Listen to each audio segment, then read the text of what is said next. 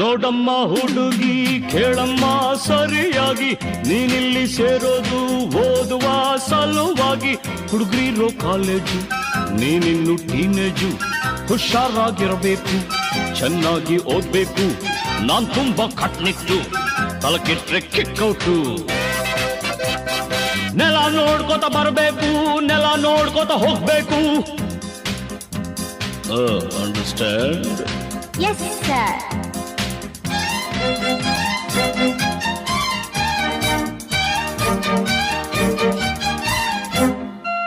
Hello my lovely lady, who are you? Hello my lovely